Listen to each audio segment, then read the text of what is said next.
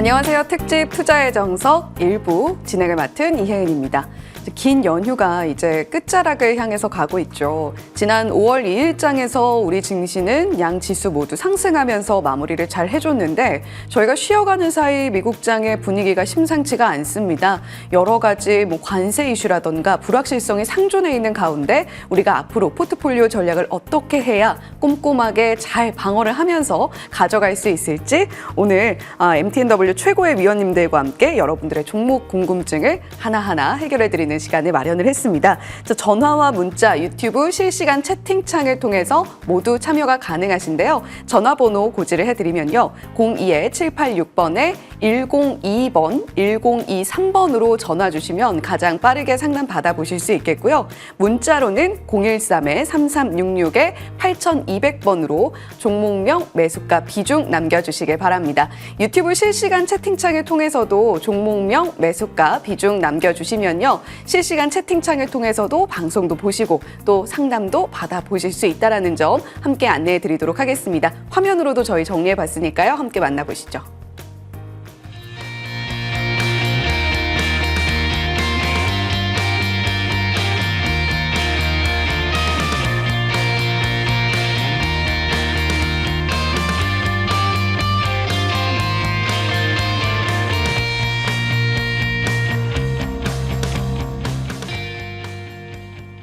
네, 전화와 문자, 실시간 채팅창을 통해서 모두 참여가 가능한 특집 투자의 정석 일부입니다. 지금 왼쪽 상단에 전화번호가 나가고 있으니까요. 어디다 전화해야 되지 궁금하신 분들은 왼쪽 상단에 전화번호를 한 번 더 확인을 해주시면 될 것 같습니다. 자, 오늘 특집 투자 정석 일부 MTN 대표 어드바이저 두 분 모셨습니다.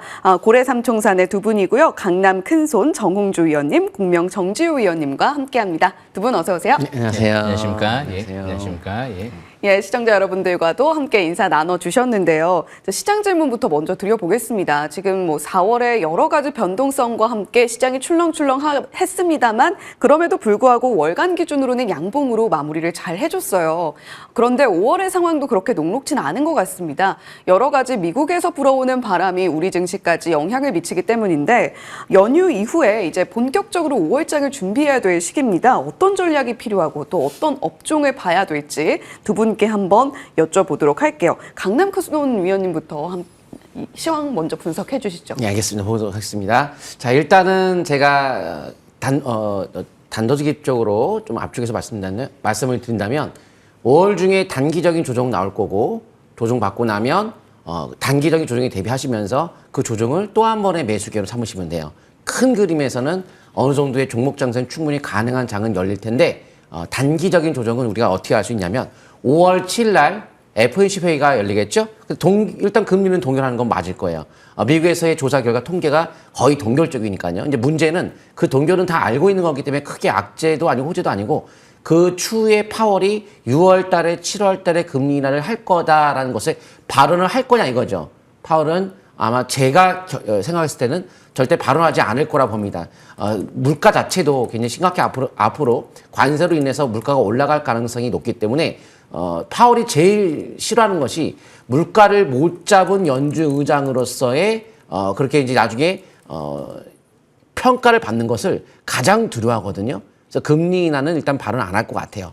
그에 따라서 5월 7일 날 금리 동결과 데이터를 보고 하겠다. 이름에 따라서 단기 조정에 대한 형태가 나타나지 않을까. 하지만 그거가 그렇게 중요하게 폭락하락을 한다는 뜻은 아닙니다. 오히려 그때 또 미중 간의 관세를 협상하는 과정에 있는 상황에서 어떠한 나라와 협상이 완료됐다. 이래버리면 또 올라갈 수도 있고요. 그래서 그 날짜를 모르니까요. 일단 그 부분을 다 알고 계셔야 될 것 같고 일단 단기적으로는 관세가 높아짐에 따라서 인플레가 높아질 수밖에 없기 때문에 금리 동결을 인하를 당장 발언 속에서 증시 상승을 불러일으키기에는 좀 어렵지 않을까 보고 있고요.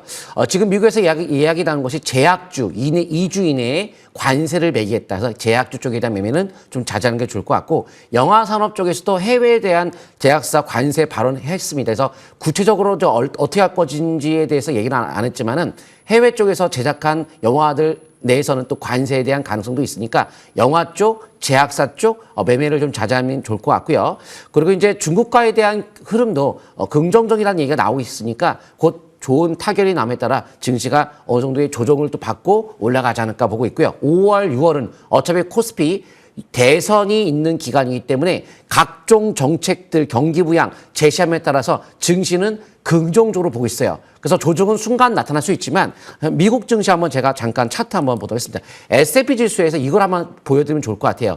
S&P에서 2008년도에 이후에 금융위기 이후 최고 세 번째로 대량 거래가 이번에 최고로 터진 거예요. 4월 달에. 세 번째입니다. 사상 최고. 그러면 기본적으로 바닥은 좀 나왔다. 하지만 중간에 연속적 상승에 따라서 좀 반락 정도의 가능성이 있는 것뿐이고 4,800선에 대한 지속에서 등락을 거듭하면서 종목 장세 정도는 가능하지 않을까라고 봐야 될 것 같습니다. 예, 5월에도 역시 변동성에 유의하자라는 이야기를 정홍주 위원님께서 해주셨습니다. 일단 단기 조정을 우리가 확인할 수 있는 그 여부는 5월 7일로 예정이 되어 있는 FOMC 결과를 좀 보고 판단하자라고 이야기를 해주셨고요. 2주 내 의약품 관세 이야기 또 트럼프 대통령의 입에서 흘러나왔습니다. 그와 함께 100% 콘텐츠 관련한 관세 언급도 나오면서 간밤 뉴욕 증시가 또 하락하면서 마무리를 하기도 했었는데요. 이러한 이슈들을 봤을 때 제약바이오 쪽 그리고 콘텐츠 관련한 종목들은 매수를 조금 자제하면서 추이를 지켜보자라는 의견도 함께 주셨습니다. 조정이 나타난다고 하더라도 일단은 거래량이 확인이 됐기 때문에 앞으로 우리 시장은 종목 장세 이어질 수 있는 가능성이 있는 만큼 오늘 어떤 종목 이야기를 해주시는지도 눈여겨서 봐야 될 것 같습니다. 자, 정홍주 위원님의 답변 들어봤고요. 공명 정지우 위원님은 네. 시황 분석 어떻게 좀 해주실까요? 예, 제가 자세히 분석해드려 보겠습니다. 예, 일단 무엇보다 중요한 게 이제 미중 무역 협상 진행이죠.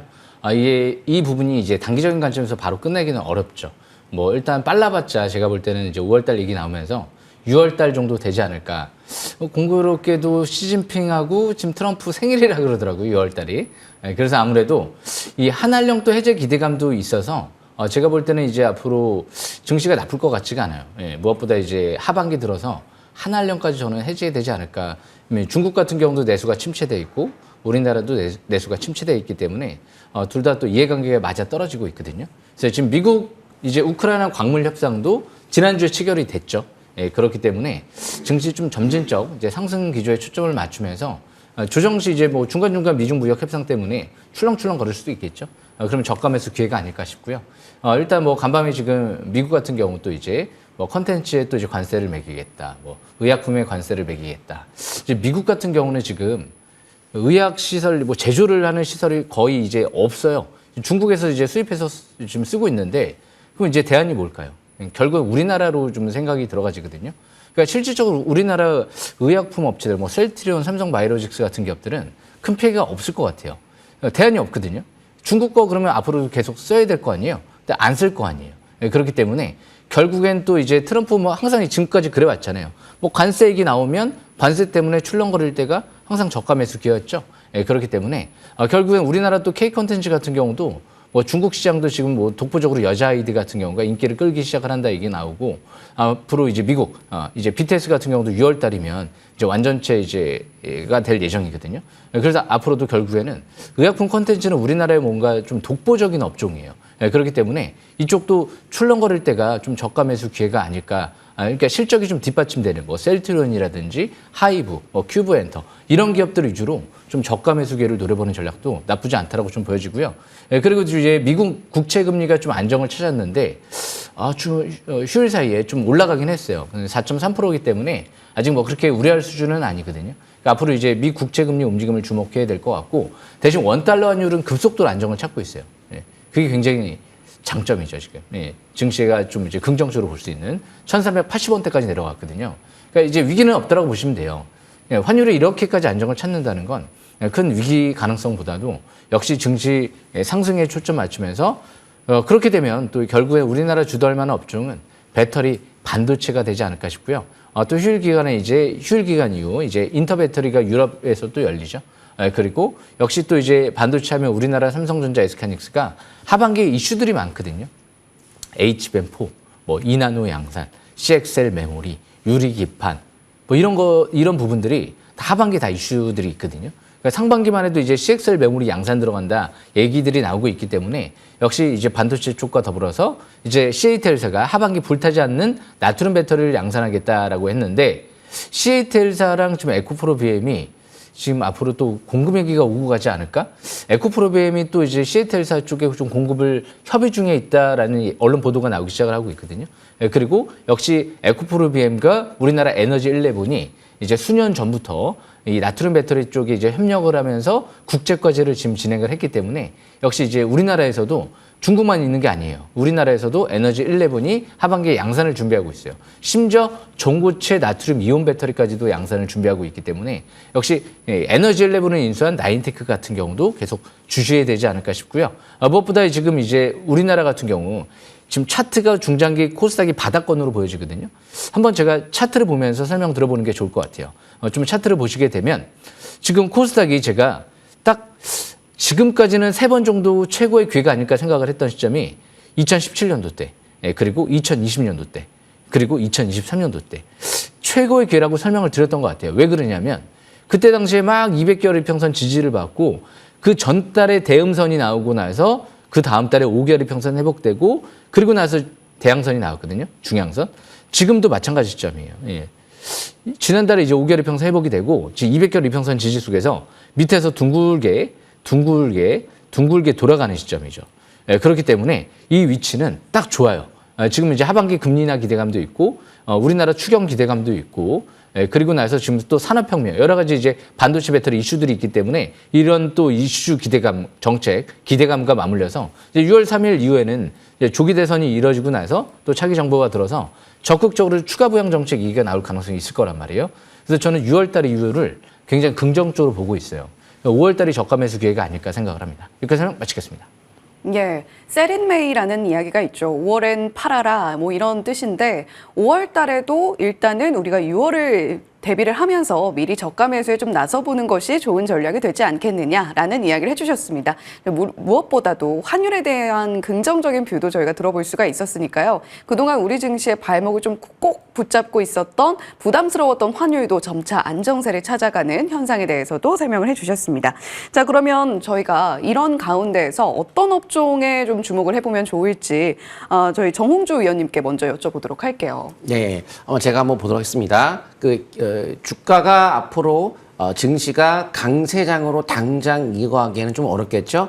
미국이 경기가 둔화 국면 속에 들어가고 있기 때문에 기본적으로 물가가 올라가면서 경기가 둔화되고 있는 상황이라 시장에서는 상당히 걱정을 많이 하고 있는 상황이죠. 그래서 경기 민감주 쪽에 대한 매매를 당장 하기에는 좀 부담스럽고 하지만 먼 미래를 봤을 때 이번 조정을 저가 기회를 삼아가지고 경기 민감주 쪽에 대한 매수를 잘한다면 수익이 나오지 않을까. 어차피 우리나라 3,000포인트 정도 간다고 생각을 하기 때문에 조정은 기회겠죠. 다만 이제 당장 우리가 수익을 내기 위해서는 경기 방어주. 저는 이제 STO 쪽과 지역화폐라고 보고 있는데요. STO 쪽과 지역화폐 가상자산. 이 3트리오, 세 가지를 겸해서 하는 종목이 하나가 있을 텐데요. 끝까지 시청하시게 되면 그 종목을 제가 공개를 하도록 하겠습니다. 가상자산에 대한 성장 정책이 트럼프의 기본적인 정책이거든요. 일단 6월 달에 이제 대선 기간 안에서 어떤 정책들이 우리나라에서 펼쳐질 것이냐. 바로 STO 혹은 추경 편성을 통과를 시켰기 때문에 4천억 원의 지역화폐를 일단 시장에서 성장이 일단 이루어지는 것은 이미 명확하게 결정이 난 거고요.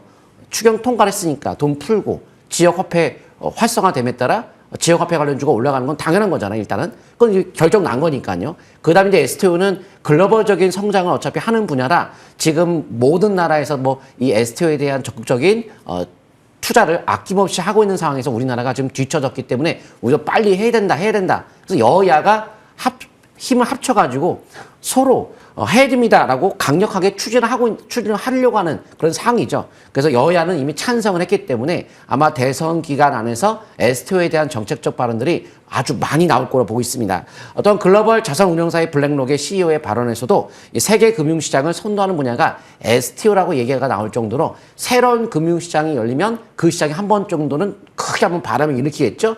그리고 주가 올라간 다음에 거품이다 해서 다시 빠지겠죠. 처음에 올라갔던 기대감이 크기 때문에 한 번은 세게 한번 올라가지 않을까. 그래서 6월 달에 예탁원 사장도 아마 테스트베드 구축을 6월에 개시할 예정이라고 했기 때문에 타이밍상 딱 대선 기간에 맞는 게 STO. 그리고 현재 정책적으로 나라에서 경제를 살려야 되니까 내수를 살리려면은 지역화폐만큼 좋은 것은 없거든요. 현재 지지율 1위라고 조사 결과 나오고 있는 그 후보의 정책도 시그니처 정책이 지역화폐 활성화거든요. 그렇다면 STO와 지역화폐, 트럼프 같은 경우에도 뭐 트럼프는 미국의 가상자산의 수도로 만들겠다. 이런 이야기가 나왔었고 트럼프 일가가 코인을 출시할 정도이고 트럼프의 코인 출시와 함께 그 주변에 돈 많은 금융권의 고위 관계자들 엄청나게 투자를 코인 쪽으로 하고 있다. 현재 주가 요금 자체가 아직 강하게 올라가지 않은 상승 초입에 있는 테마주를 저는 이제 비트코인 관련주 말고요. 가상자산 관련주의 STO, 지역화폐 그쪽에 관심 있게 보는 것이 좋을 것 같습니다. 예, 경기 민감주 쪽에 우리가 포트폴리오에 비중을 조금 실어보는 것이 어떻겠느냐라는 말씀을 해주셨습니다. 유망업 쪽으로 꼽아주신 부분이 STO, 지역화폐 그리고 가상자산 동시에 영위하고 있는 기업을 지켜보는 것이 좋아 보인다라고 또 이야기를 해주셨으니까요.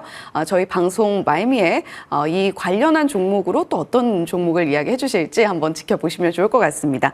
정주희 위원님은 사실 어느 정도 이야기 좀 해주신 것 같아요. 나트륨 배터리, 반도체 좀 계속해서 주목해보자라고 말씀을 해주셨는데 또 이 두 업종 테마가 시청자 여러분들이 많이 관심 갖고 계신 부분일 것 같거든요.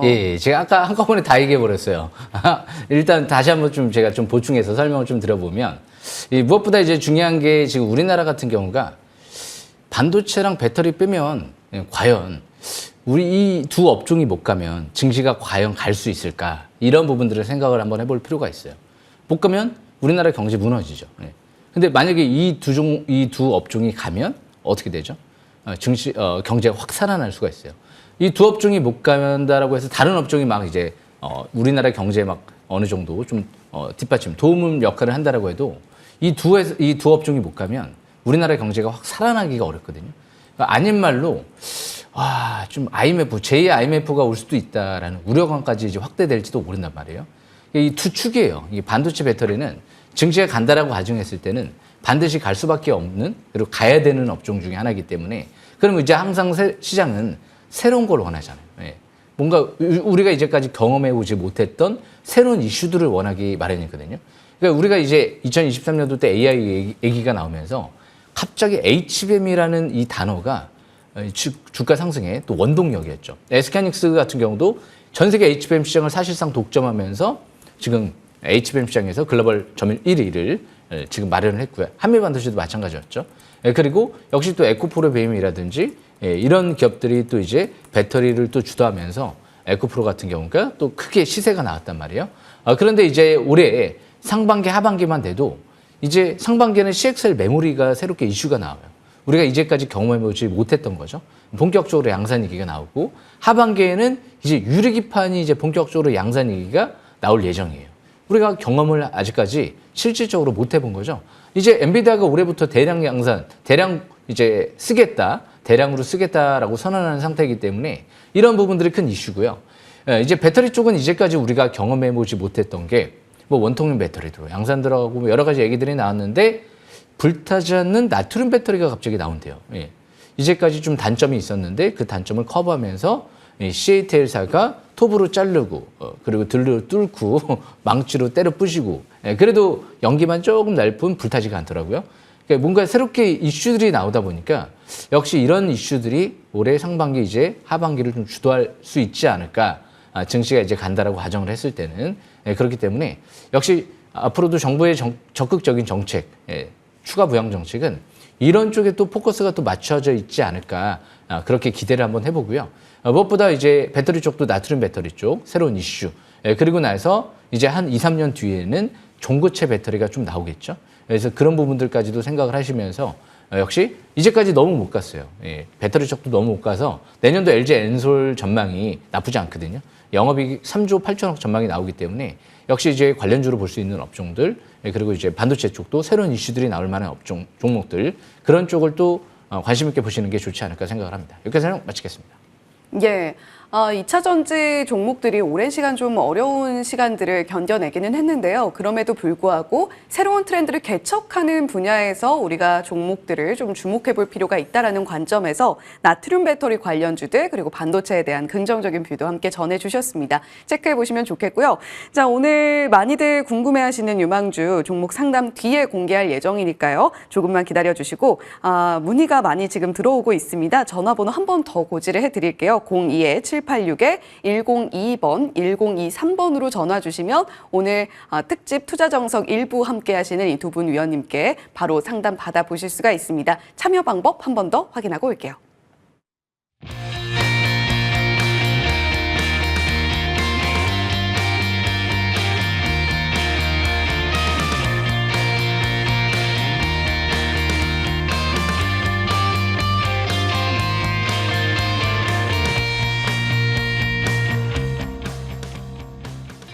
예, 시청자 여러분과 본격적인 소통 이어가 보도록 하겠습니다. 자, 첫 번째 시청자님 지금 전화 연결되어 있다고 하는데요. 바로 인사드려 볼게요. 시청자님 안녕하세요. 네, 반갑습니다. 네, 휴일은 잘 보내셨나요? 예, 예, 어떤 종목 궁금하셔서 연락 주셨을까요? 두산 풀식입니다. 예, 두산 퓨얼셀 궁금하시고 매수가랑 비중 어떻게 되시는지도 알려주시죠. 43,000원에 10%입니다. 예, 두산 퓨얼셀 43,000원에 비중 10% 실려 있다라고 말씀해 주셨는데 그동안 마음고생이 너무 심하셨을 것 같아요. 두산 퓨얼셀 어떤 부분이 가장 궁금하신가요? 제가 이거 매수할 적에는 그때 수소 쪽에 굉장히 이게 한 4년 조금 넘었었거든요. 예, 예. 그때 수소 쪽으로 좀 많이 이렇게 방송에 넣어버려갖고 담아도 괜찮겠다 싶어갖고 담아봤는데 계속 내려갑니다, 지금. 예, 그러면 두산 퓨얼셀 어떤 대응이 좀 좋을지 전반적으로 궁금하신 것 같거든요. 네네, 그 추가 매수 자리하고 예, 예. 추가 매수 해도 되는지 앞으로 전망하고 그렇게 궁금합니다. 예, 예. 정홍주 위원님과 함께 이야기 좀 상세하게 나눠보시면 좋을 것 같아요. 바로 연결해 드릴게요. 감사합니다. 네, 안녕하세요. 네, 수고 많으십니다. 예, 제가 한번 분석을 해보도록 하겠습니다. 근데 주식을 10년 후의 주가가 어떻게 될 것인지를 우리가 지금 분석해서 10년 후의 주가 가능성이 있다라고 해가지고 거기에 베팅을 걸고 투자를 하기에는 너무 길어요, 기간이. 그걸 정확히 맞추는 사람은 없는 거고. 또 1년 정도야 어느 정도 1, 2년 정도까지 방향성은 좀 어느 정도 알 수 있는데 그 이후까지는 굉장히 어려울 거고 또 1, 2년 정도의 방향성은 이제 어느 정도 알 수 있다 하더라도 100% 맞는 것도 아니기 때문에 당장의 어떤 방향성 어느 정도의 윤곽이 나오는 걸 보고 특히 월봉상 보게 되면 3개 정도의 봉을 보기 때문에 한 3개월 정도 이내 방향성 어느 정도 위로 갈 때 그때 가서 투자를 한다거나 아무리 1년 정도의 주가가 올라간다 치더라도 월봉 자체가 시작이 돼야 되는데 시작이 안 된 상태에서 1년 후, 2년 후 주가가 어떻게 될 것이다. 이걸 미리 감잡고 매매한다면 실패할 확률이 많거든요. 근데 기본적으로는 그렇습니다. 이 두산 퓨어셀이 일단 1분기 재고 소진이 완료가 됐고 올해 매연과 이익이 모두 성장할 것이다. 이런 기사들이 나오면서 단기 수익성 약화는 되고 있지만 미국 연료전지에 대한 시장은 진출이 긍정적이다. 근데 미국 시장 진출에 따라 주가가 어느 정도까지 올라가는 것이 맞겠느냐? 이거는 실적이거든요. 그러니까 이유를 떠나 일단 실적이 어느 정도가 규모가 되는지 파악하고 적정 주가를 봐야 되는데 최근에 이런 것도 있습니다. 14,000원에서 바로 상무, 바로 임원의 상무가 장내 매수한 가격이 이번 연도 4월 정도에 14,000원 정도가 되거든요. 그러면 이제 두산표색이 떨어진 만큼 떨어졌기 때문에 14,000원 정도면 임원들도 싸다. 이 정도면 앞으로의 미래를 밝게 보면서 14,000원 정도가 되면 가격적 메리트가 있구나. 이렇게 판단한 거라고 우리가 보통 봐야 되거든요. 그래서 14,000원? 거기다가 이제 수소연료전지 관련주 중에서는 그나마 가장 나은 실적을 보이고 있는 기업인데요. 잠깐 제가 차트 통해 보도록 하겠습니다. 두산 퓨어셀 말고도 S 퓨어셀도 있고 여러 퓨어셀이 있겠죠. 근데 S 퓨어셀 같은 경우에도 주가의 움직임이 떨어진 이유가 그동안에 실적이 이렇게 적자를 계속 보이는 흐름을 보이고 매출 규모가 300억 정도. 근데 두산 퓨어셀은 똑같은 적자를 하더라도 규모가 6천억 원. 그리고 이익도 이제는 적자에서 흑자 전환. 특히 영업이익 이번 연도 내년도부터는 단기 순이익까지 흑자 전환 예상이 되고 있는 거죠. 거기 따라서 27년도에는 약 실적, 당기 순이익이 2배 정도. 그래서 급격한 실적의 증가로 이제 터닝을 하는 과정 속에서 규모도 현재 수소 연료 전지 관련주 중에서는 가장 우수한 규모를 자랑하고 있기 때문에 우리가 그나마 한다면 이쪽을 매매를 해야 되는데 수소 연료 전지 관련 한다. 그러면 두산표시력이 맞아요. 맞는데 수소 연료에 대한 수요가 언제 늘겠느냐? 수소 연료, 수소. 지금 전기차도 제대로 돌아가지도 않는데 수소차를 비롯해 많은 수소 에너지가 그게 막 시작해서 부각이 되기에는 연료 생산 가격이 좀 높아요. 그래서 현재 가격이 이렇게 퍼가 상당히 높죠. 저 정도의 실적에 1조 원 정도의 시가총이면 퍼가 상당히 높죠. 수십도 아니고 수백도 아니고 천까지 단위가 올라가니까. 그래서 실적의 기준에서 봤을 때 주가가 아직도 비싸다라는 거죠. 그러니까 앞으로 전망이 밝으냐 안 좋으냐. 밝죠. 밝대가지고 이게 올라가는 게 아니고 그 정도의 실적에 현재 주가가 적정하냐 이거죠. 굉장히 비싸다는 거죠. 그나마 이제 위안 삼을건 4월 달에 이제 장내 매수가 들어오긴 했는데 월봉 자체가 아직 윤곽이 아무것도 없어요. 계속 흐르고 있죠. 거래가 터지고 흐르고 터지고 흐르고. 그러니까 주가가 월봉상 수년 동안 계속 신저가를 가는 과정에 아직 바닥을 형성하지 않아서 이거를 갑니다라고 할 수도 없고 더 떨어진다고 하기에는 또 14,000원대 상무가 또 들어왔고 그래서 지금의 전략이 중요할 것 같은데요. 최근의 저가 12,500원을 대응 기준가로 삼아서 좀 더 기다려보는 거는 뭐 가능하겠지만 붕괴되면 또 어디까지 빠질지는 모르는 거기 때문에 최근의 저점을 기준점 잡고 좀 기다려보는 전략이 유효는 한데 제가 권장하는 게 아니고요. 저는 팔죠. 저라면 다른 걸로 교체하고 하는데 언제 갈지도 모르고 규모도 워낙 퍼가 수백 배까지 수백 천이 높은 상태라서 가늠이 안 되는 겁니다. 그래서 그 시간의 가치를 생각한다면 교체가 낫겠지만 아깝다면 최근의 저점을 손저가 잡고 좀 더 기다려보는 것은 좀 가능할 수도 있다. 이렇게 말씀을 드리고 싶습니다. 그러면 전문가님 주간 매수는 안 된다 그죠? 못 들었습니다. 추가 매수는 안 되는 거죠? 추가 매수를 그러니까 이런 종목을 추가 이렇게 할 바에는 그 돈을 가지고 다른 종목 가지고 돈을 버는 게 더 빨라요. 계좌의 수익률이 전략이. 그래서 계속 추가하다가 하나에 다 몰려가지고 거기 다 묶여버리게 되면 다른 걸로 수익을 못 내기 때문에 추가라는 이런 패턴의 종목을 추가하는 건 상당히 안 좋습니다. 네, 알겠습니다. 네, 감사합니다. 예, 우리 시청자님 두산 퓨얼스에 오랫동안 또 갖고 계셨던 종목이기 때문에 마음고생이 좀 심하셨을 것 같은데요. 마무리하면서 저희 또 정홍주 위원님께서 어떤 종목 말씀해 주시는지 꼭 체크해 보시면 좋을 것 같습니다. 자, 다음 시청자님 바로 또 연결을 해 볼게요. 시청자님 안녕하세요. 네, 안녕하세요. 반갑습니다. 네, 반갑습니다. 연휴 잘 보내셨죠? 예, 잘 보냈습니다. 예, 어떤 종목 궁금하세요? 꿈비 예, 꿈비 매수하셨고 매수가랑 비중도 알려주시죠? 11,260원에 10%입니다. 예, 꿈비 최근에 매수하셨나요? 한 달 정도 됐습니다. 예, 한 달 정도 되셨고 그럼 사실 지금 매수가 부근에 지금 와 있기 때문에 꿈비 어떤 부분이 가장 궁금하세요? 이게 이제 그 저출생아 문제 때문에 된 품목으로 알고 있는데 예, 이게 이제 새 정부가 들어서면서 그 정책주에 포함됐는데 그 선거 때까지는 괜찮은지 언제까지 가지고 있어야 되며 어떻게 제가 대처를 해야 되는지 싶어서 전화드렸습니다. 예, 저출산 테마로 분류가 되어 있는 종목이기 때문에 정책주로 분류가 되고 있는 현 상황에서 과연 이 시세의 흐름이 어디까지 이어질 것인가가 궁금하시고 앞으로의 대응도 좀 전반적으로 궁금하신 것 같아요. 저희 네. 정지호 위원님과 함께 이야기 나눠보시면 좋을 것 같아요. 바로 연결해 드릴게요. 예, 예, 시청자분 안녕하십니까? 예, 안녕하세요. 예, 전해주셔서 감사하고요. 예, 감사합니다. 제가 이 종목을 지금 원래 관심주가 아니었는데 지금 바로 굉장히 속도감 있게 분석을 한번 해봤는데 예. 썩 제가 볼 때는 이제 좋지 않은 것 같아요. 이게 올라간다 떨어진다를 떠나서 이제 이유에 대해서 말씀드릴게요. 이 주식은 항상 실적이 이제 급증할 만한 부분을 사는데 이 회사는 이제 유아용품 관련주죠. 근데 지금 이제 투자자분은 그러니까 이 정책 테마로 이제 생각을 해서 사신 것 같아요. 그러니까 주식을 이 회사가 지금 유아가 전반적으로 아이들이 감소하잖아요. 인구가 감소하기 때문에 사실상 어떻게 보면 유아용품 회사들은 말만 이제 뭐 유아용품 이런 회사들은 이제 저출산 수혜주다 이런 얘기 나오지만 저출산 수혜주가 뭘까요? 예. 원래는 지금 인구가 이제 감소하니까 로봇이 진짜로 저출산 수혜주다라고 생각하시면 돼요. 근데 이런 기업들은 이제 나중에 저출산 대책 때문에 이제 아이들을 이제 많이 낳지 않을까, 이 막연한 기대감 때문에 이런 정책들이 이제 나오게 되면 이런 이제 유황품 관련 회사들을 수혜를 받지 않을까. 그래도 제가 볼 때는 지금 이제 저출산 수혜주는 사실상 이런 기업들이 아니고 로봇주인 것 같고요. 그러니까 제가 볼 때는 이제 테마성으로만 생각을 하신 거예요.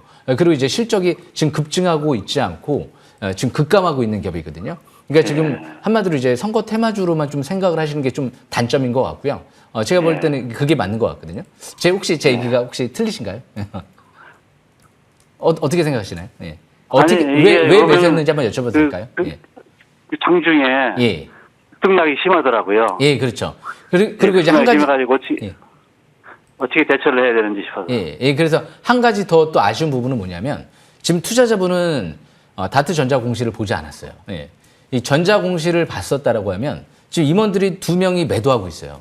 전무이사, 상무이사가 이미 4월 달에 매도 공시가 나왔어요.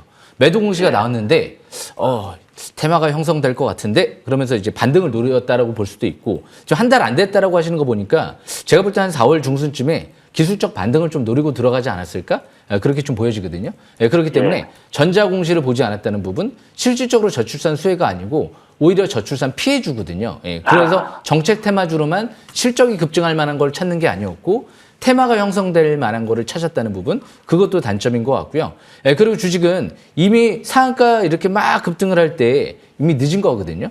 그러니까 5월 밀집 국면에서 5일선 첫 회복되는 날 첫 상한가라도 따라잡았으면 1,300원이었어요. 그날 4월 4일 날. 그런데 이제 급등하니까 더 가겠는데 정책 테마 이제 조기 대선이 있으니까 더 가지 않을까라는 생각으로 추격 매수하신 거거든요. 그러니까 이런 부분들이 좀 잘못된 부분이에요. 그래서 앞으로는 실적이 급증할 만한 거를 찾는 거지 주식은 테마가 형성될 만한 걸 찾는 게 아니다.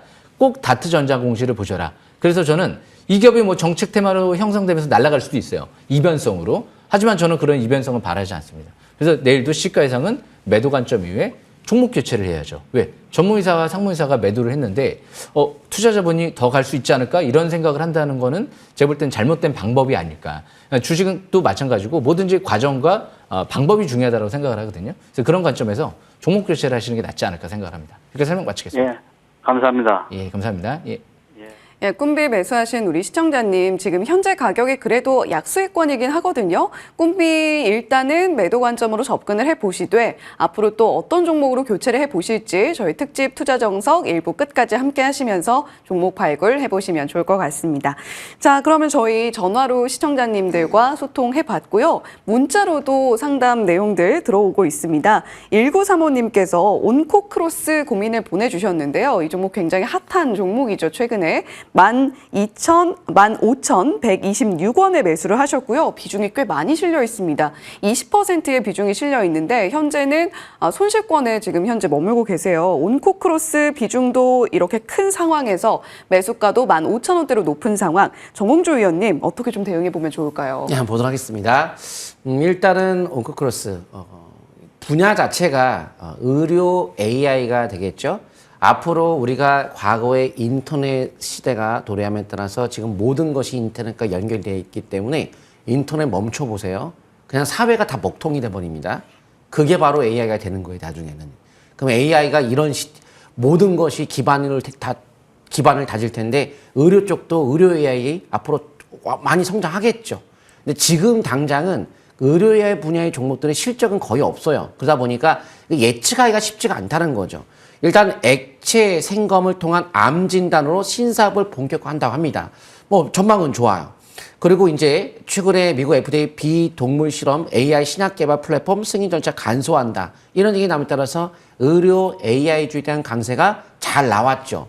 문제는 이 회사 자체에 대한 주가의 적정 주가가 얼마이냐. 근데 적정 주가라는 거는 미래를 정확하게 가격을 매기는 것은 예를 들어서 조그만 기업인데 뭘 개발했어요? 그래서 막 1조 원의 가치까지 떠오르는 AI 기업도 있잖아요. 근데 그걸 얼마치의 가격을 매긴다는 것 자체가 그 미래 성장을 매긴 건 굉장히 어렵습니다. 지금 시장에서 인정을 어떻게 하느냐 그걸 또 잘 판단해야 될 텐데 인터베스트에 대한 4월 달 장내 매도가 나온 종목이에요. 자, 그래서 장내 매도가 4월에 나옴에 따라 지분이 최근에 약 2% 정도에 가까운 정도의 흐름을 축소를 했기 때문에 그래도 최근에 지분을 투자사에서 축소를 했는데 좋지는 않겠죠? 한번 차트 통해 보도록 하겠습니다. 그래서 지분 축소와 함께 주가의 위치가 적정 주가냐. 일단 적자가 그럼 줄던지 아니면 매출이 늘던지. 그러니까 이익은 보통 안 난다 치더라도 매출이 뭐 많아야 뭐 윤곽이 잡힐 거 아니야. 이 정도 앞으로 이제 뭔가 서서히 기업이 성장하는 게 보이는 거구나. 근데 이렇게 하다가 뭔가 대단한 걸 개발할 수도 있죠. 근데 그걸 예측하기가 어렵다는 거죠. 그걸 예측하고 매매하기가 어려우니까 윤곽 나올 때까지 기다렸다가 나중에 갑자기 대웅주가 터지네? 그런 경우는 아주 소수일 거 아니겠습니까? 뭐 100만 분의 1이라든가 우리는 그 100만 분의 1에 도전하는 것이 아니고 100만 분의 1이 아닌 가능성이 높은 쪽에 투자라는 거기 때문에 보통은 매출이 뭐 규모가 안 되고 이익이 적자는 기업들은 거의 성장하는 것을 이렇게 높게 당장 보기에는 어려워요. 그래서 적자를 그것도 매년 보이는 이런 과정에서 보통 투자 관점으로 가지 않기 때문에 뉴스 그리고 차트 거래량 이런 거 보고 투자하는 건데 장기적으로 월봉상에서의 5개월 이평선에 대한 지지를 보고 있고 공모가 7,500원이니까 공모가 기준에서 만약 싸면은 그래도 한번 해볼만 하겠구나. 근데 공모가보다 일단 비싸고 그러면 이제 가격으로 매길 수는 없고요. 그럼 차트 보고 해야 되는데 거래가 처음에 상승했을 때 이 몸통기를 돌파한 상태에서는 긍정적 혹은 최소한 5개월선 매매 5개월 이평선 깨지면 어떻게 돼요? 거래가 빵 텄던 이 저가를 깬다거나 5개월 깬다고 다 지지권인데요. 1차 지지권 요 시가 바로 12,650원. 그 다음에 이제 5개월 이평선이 또 한 번의 지지권. 그래서 12,560, 5개월선이, 여기죠. 가격대가 5개월선이 11,000원. 그 다음에 이제 5개월선 깨지면은 그 다음에 거래가 빵 텄던 요 시가, 마지막 가격이 되겠죠. 8,850원.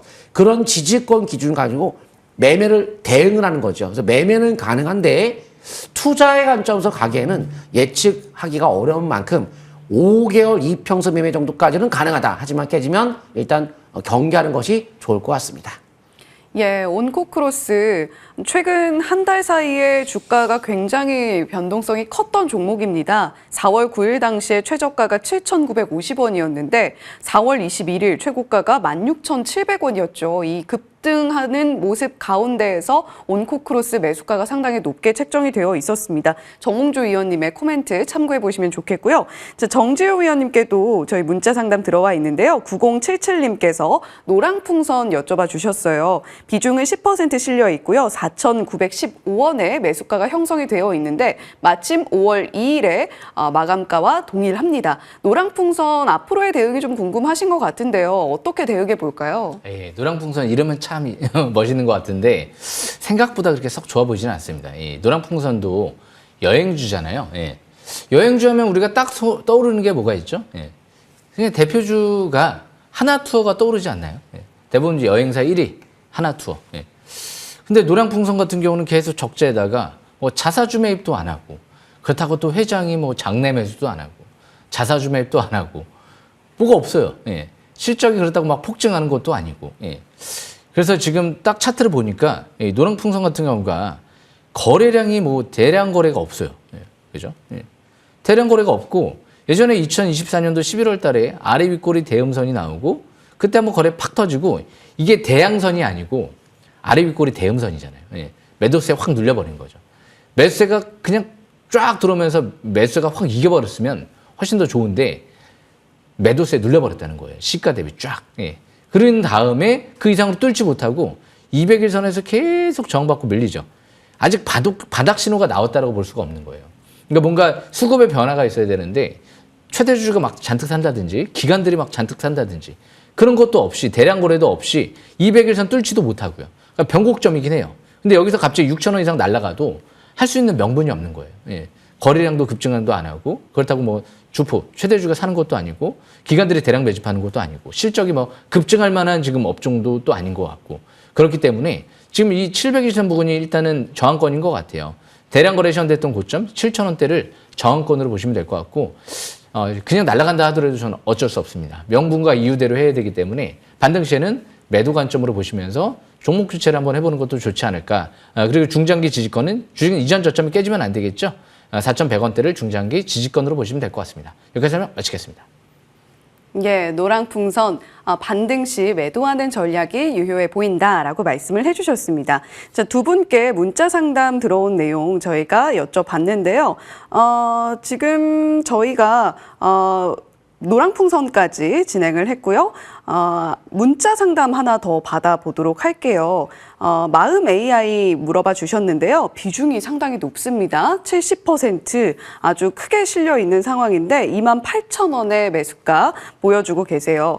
마음 AI 어떤 분께 좀 여쭤보면 좋을까요? 6488님의 종목이고요.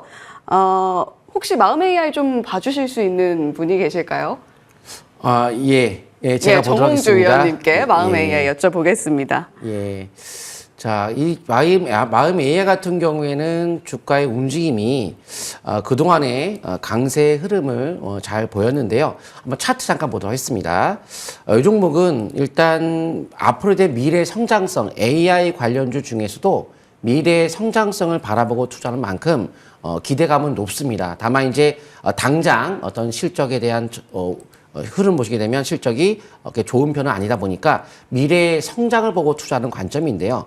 현재 월봉 차트에서 일단 첫 번째 바닥은 나와서 주가는 올라갔어요. 하지만 주식은 외바닥으로 주가가 연속으로 올라가지는 않기 때문에 주가 움직임이 쌍바닥 치료되는 과정에서 5개월 이평선 붕괴가 되면서 조정이 들어갔습니다. 그래서 5개월 이평선 회복 후에는 이제 쌍바닥 형태를 띠면서 올라갈 수 있는 여건이 되겠죠. 근데 지금은 이제 예측하기에는 좀 쉽지 않기 때문에 관망하시다가 5개월 선 회복 후에만 관심 갖는 것이 좋지 않을까 보고 있습니다. 예, 마음 AI 비중이 70%로 워낙 좀 높게 실려 있었기 때문에 고생이 심하셨을 것 같은데요. 정홍주 위원님의 코멘트 참고해 보시면 좋을 것 같습니다. 자, 저희 시청자님과 상담을 통한 소통은 여기까지 좀 진행을 해보도록 하겠고요. 앞서서 두 위원님들께 여쭤봤습니다. 5월에는 어떤 업종 저희가 주목해 볼까요? 여쭤봤는데 각각 또 주목하고 있는 업종과 테마 말씀을 해주셨었죠. 자, 그러면 저희가 그 안에서 발굴할 수 있는 종목들 함께 들어보고 투자 정석 일부 맞춰보도록 하겠습니다. 정홍주 위원님의 관심주 STO 가상자산 지역화폐 관련한 종목 말씀을 해주셨는데요. 잠시 후에 만나볼게요. 화면으로 저희 참여 방법 한 번 더 안내해드리겠습니다.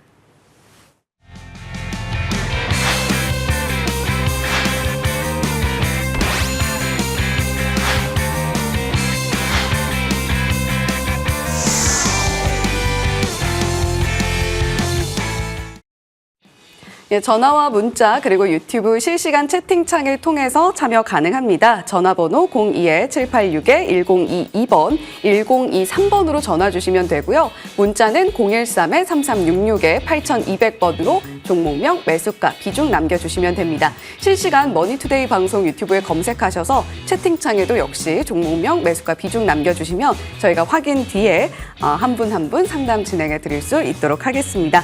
자, 그러면 오늘 정홍주 위원님께서 말씀해 주셨던 유망주 어떤 종목일지 저희가 바로 확인해 볼게요. 네, 바로 갤럭시아 머니터리 보도록 하겠습니다. 갤럭시아 머니터리 아까 제가 말씀드렸던 내용 자체가 지역화폐 그리고 STO 그리고 이제 트럼프에 대한 가상자산에 대한 정책적인 발언들.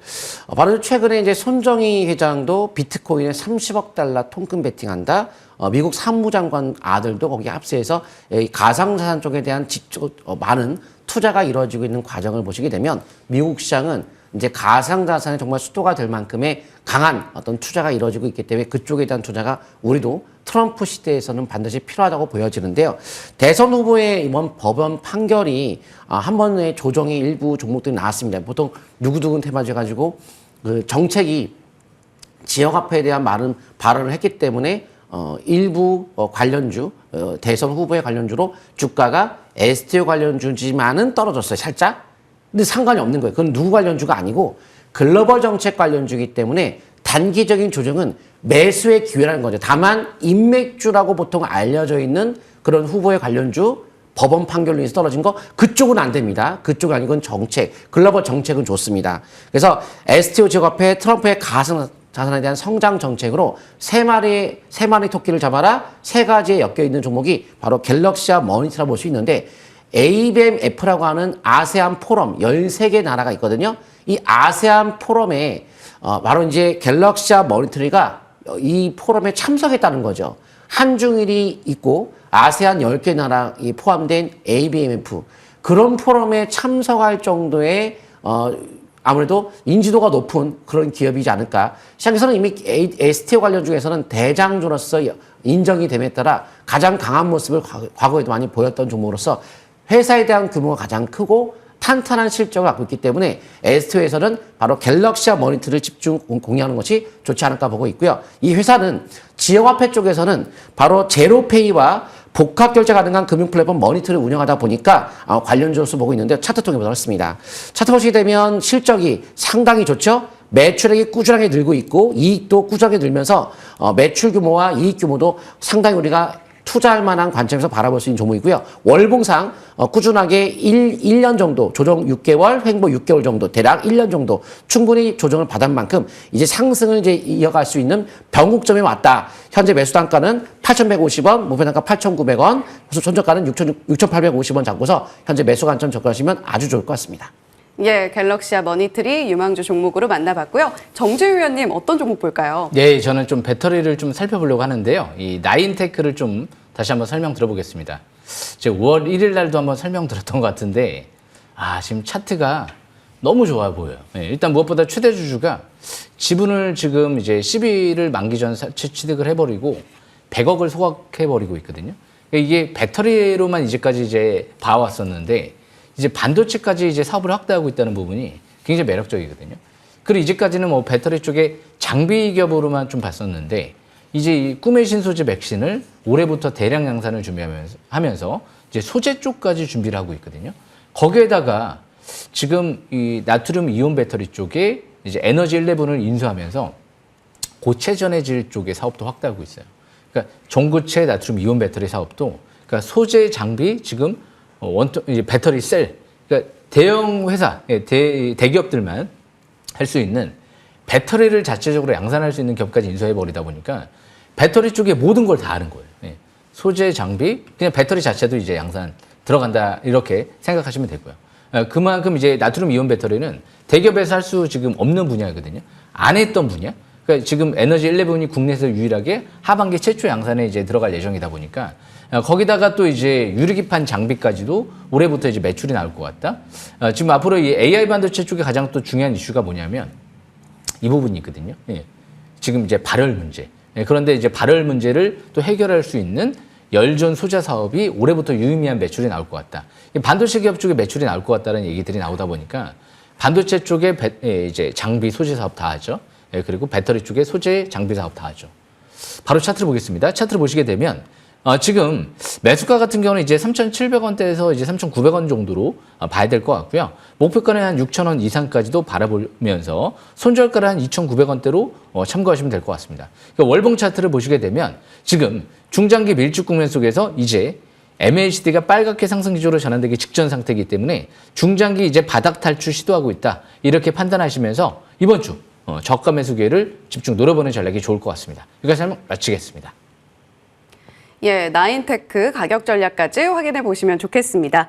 자, 투자 정석 일부 어느덧 마칠 시간인데요. 저희 전화, 문자, 유튜브 채팅창 계속해서 열려 있으니까요. 투자 정석 2부까지 함께 하시면서 계속해서 전화 주시고 문자도 주시면 좋겠습니다. 자, 오늘 방송 마치고 두 분 위원님께서 공개 방송 진행을 하시는데요. 정홍주 위원님께서는 저녁 7시 그리고 밤 10시에 두 차례 공개 방송 예정이 되어 있습니다. 정지우 위원님께서도 저녁 7시에 공개 방송 예정되어 있으니까요. 이 방송까지 모두 함께 해주시면 좋겠습니다. 자, 투자의 정석 1부 여기서 인사드릴게요. 두 분 위원님과 함께 인사드리겠습니다. 시청해주신 여러분 고맙습니다.